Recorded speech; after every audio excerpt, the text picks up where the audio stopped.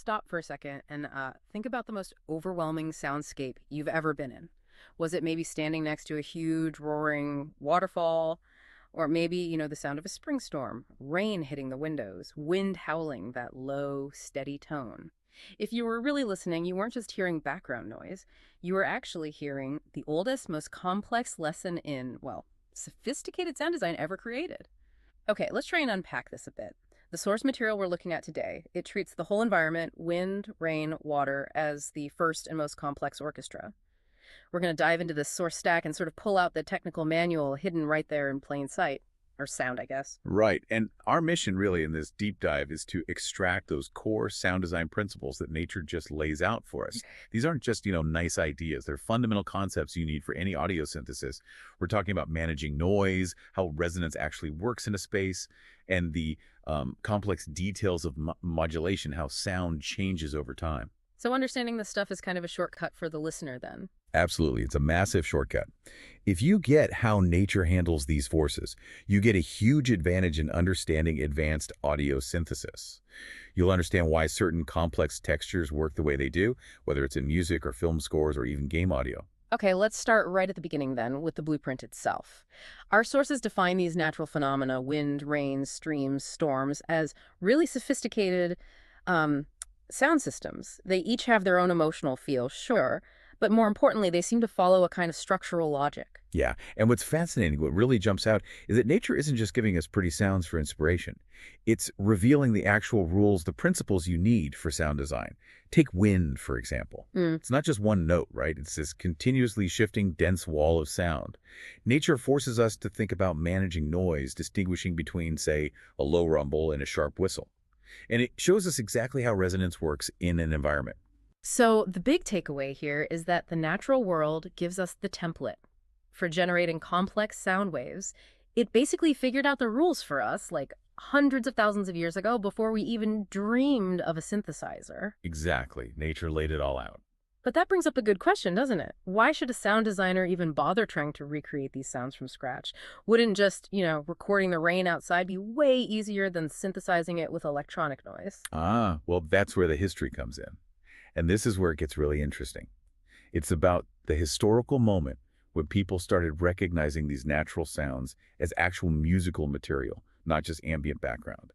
And that leads us straight to the roots of musica concreta, concrete music. Concrete music, right. The pioneers of this movement, especially the founder, Pierre Schaeffer, they completely redefined what a musical instrument could even be. They saw that environmental sounds, a dripping tap, a train, wind, whatever, could be treated, manipulated, processed, and organized into formal structures, just like traditional musical notes. Wow, okay, that's a huge philosophical shift, isn't it? It means that rainstorm isn't just ambient sound, it's like potential art waiting to be shaped. Exactly, that's the core of it. Schaeffer's main theory was that any sound, no matter where it came from, has an intrinsic value. It can be pulled out of its original context, decontextualized, and then transformed. He called this the objet sonore, the sound object. The sound object. Yeah, that natural sound you find, the waterfall, the car horn, that creaking branch, it all has musical potential once you separate it from its everyday meaning. Okay, so once we accept that, say, a creaking door or that rainstorm is a musical building block, an objet sonore, then the sound designer's first job is analysis, right? You have to break that sound object down. And that brings us to the basic physics. What is this sound actually made of? And often the answer is noise. But specific kinds of noise, colored noise. Right, because if you just picture the difference between a low, heavy wind and the light patter of rain, they feel completely different acoustically. Totally different. And in synthesis, they're both fundamentally just forms of noise, but they're defined by which frequencies are dominant. So we need to analyze and then reproduce their specific color. Can you tell us a bit more about those colors? What do they actually tell us about the frequency spectrum? Sure. Let's focus on two key examples from nature that illustrate this really well. First, think about that deep, heavy feeling you get from strong wind, or maybe the roar of a big waterfall. That's typically linked to low-frequency noise. In technical terms, it aligns pretty closely with what we call brown noise. Brown noise, okay. Or Brownian noise. It's powerful because it gives you this sense of mass and weight, almost subsonic rumble. You use it to generate that deep, heavy foundation that you feel as much as you hear. Okay, so that's the low end. What about the other end? Right. Contrast that with, say, The fine crackle of rain on a roof, or dried leaves rustling, or even the hiss of ocean spray. That kind of sound leans more towards white noise. Like static on an old TV. Exactly like that. White noise is defined by having all the audible frequencies present in roughly equal amounts distributed uniformly. That's why it sounds like shh. It's bright, it's airy, it covers everything. So if you wanted to synthesize, say, ocean waves crashing, you'd probably mix brown noise for that deep undertow, the heavy part. And white noise for the sizzle, the spray and the foam. Precisely. The white noise gives you that high-frequency texture on top. So the shortcut here isn't just knowing the names, brown, white. It's understanding that nature is giving you the recipe. Hear a heavy sound, reach for low-frequency noise. Hear a light, hissy sound, use high-frequency noise. The key, then, isn't just recording the noise, it's learning how to accurately recreate it or color it in the studio. Exactly. And the source material we looked at highlights two essential techniques for doing this, for translating natural noise into synthesis. The first one is fundamental. Filtering. Filtering. Okay, so when we talk about filtering, we're basically sculpting the noise, right? Taking that raw noise and shaping it.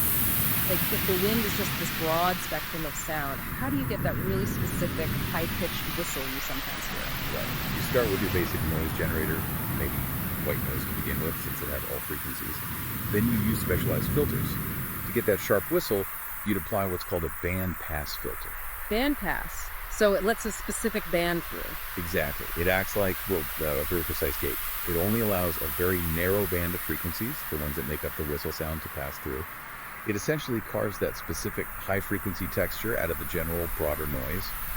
Filtering lets you create really detailed effects, like isolating the dull, low roll of distant thunder by cutting out all the high frequencies with a low-pass filter. That makes the process sound much more surgical, much more controlled. What about the second technique you mentioned, the synthesis of texture? Yes. This is where we give the sound some body, some sense of environment, using resonance. You take that filtered noise we just talked about, and you combine it with things like delayed signals or reverb. Okay, so reverb and delay on noise. Think about boiling water or a thunderclap echoing off mountains. That's essentially noise interacting with a physical space, right? The pot, the air, the landscape. So in synthesis, you need to carefully control delay and reverb settings to give that noise a physical home. Otherwise, it just sounds flat, artificial. This adds the wetness or the body, the sense that it's happening somewhere. That makes sense. It gives it context. And that actually moves us nicely from static textures, like a steady wind or rain, to more dynamic systems where the sound is constantly changing. Let's talk about flowing water. Our sources say it's a model for organic structure. Yes, flowing water like a stream or river rapids is a fantastic template for organic, rhythmic, and melodic structure. And the crucial thing is it's not metronomic. It's not like a click track. Right? It speeds up, slows down. Exactly. It has these natural, subtle variations in speed, in density, in the impact of the splashes. Composers like Luke Ferrari really understood this. They often use detailed field recordings, not just for the sound itself, but to emphasize this continuity and variation in ambient textures. They created music that wasn't about strict beats, but about this continuous, evolving flow.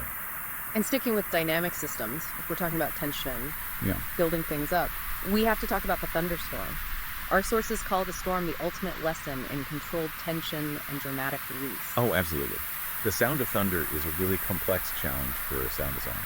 Because it's not just an instant bang, is it? It's a noise impulse, that's the lightning strike. But then it's dramatically modulated over time by this long, powerful atmospheric reverberation. Okay, so if I'm in the studio trying to synthesize a realistic thunderclap, what are the two main things I absolutely need to nail? You have to master the signal's decay, first and foremost. And then its spatialization. Decay and spatialization. Okay, decay is how long it lasts. Right. How the sound fades out. A close thunderclap might have a sharp, fairly rapid decay, but a distant one seems to drag on, rumbling for ages. That's due to the sound bouncing around in the atmosphere. Absorption, reflection. It gets stretched out. The spatialization, that's about making it sound like it's coming from somewhere specific and maybe moving. Exactly. That's arguably the more complex part. Recreating a believable storm requires controlling where the sound seems to originate and how it moves across the stereo field or surround field.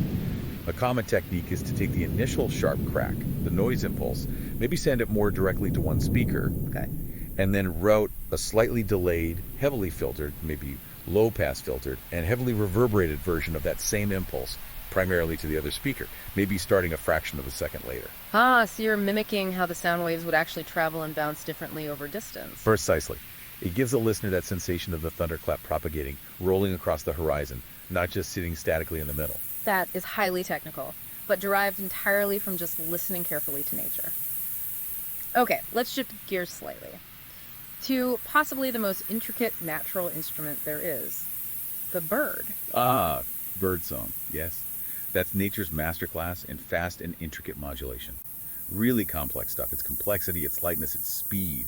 In synthesis, we try to translate that using high-frequency oscillators. Those are the basic sound generators. But the key is that they have to be modulated very quickly, both in their pitch and their amplitude, their loudness. Why is that so technically challenging? What makes it hard? Well, it's the sheer speed and the incredible variety packed into tiny moments. It really challenges conventional human-scale musical rhythms. If you were to actually visualize the waveform of even a simple bird call, you'd see dozens, maybe hundreds of tiny rapid fluctuations in pitch and volume happening every second. So we use our synthesized oscillators, often FM synthesis or similar techniques, to try and create that incredibly dense, light, almost chaotic seeming texture. We're basically asking our machines to operate at speeds and complexities that go way beyond traditional musical timing and notation. It forces us as composers or designers to think about speed and texture itself as compositional elements, not just discrete notes on a scale. So, when we pull all these examples together, what does it all really mean? We've looked at the density of wind noise, the organic flow of water, the dramatic spatial dynamics of the storm, and now this intricate high-speed modulation in birdsong. I think the conclusion, drawing from the sources, is that nature ultimately pushes us beyond traditional musical thinking, beyond just discrete notes and fixed rhythms. It invites us to work with more elemental forces, to construct sound based on things like the density of noise, the resonance created by shapes and spaces, and the continuously evolving gesture of a sound. It's the raw movement, the texture itself, that becomes the primary compositional material. So if we connect that to the bigger picture for our listeners, this deep dive really shows that every single sound we hear out there in the natural world, from a tiny stream to a massive storm, it's actually an incredibly complex waveform, a sound that required, in effect, the highest level of compositional control, just achieved entirely organically. Nature is a truly brilliant sound designer, no question. Okay, so here's a final provocative thought for you to take away. Maybe mull over next time you hear the wind picking up outside, or even just the kettle starting to boil. Ask yourself, what exact noise color am I actually hearing right now? Is there some brown noise in there giving it body? Is there white noise providing that sizzle or hiss on top? And then think, how many filters, how many modulation sources, how many reverb and delay units would it actually take me to reproduce that exact, complex, flawless sound perfectly in a studio? The answer is usually quite a few more than you might think.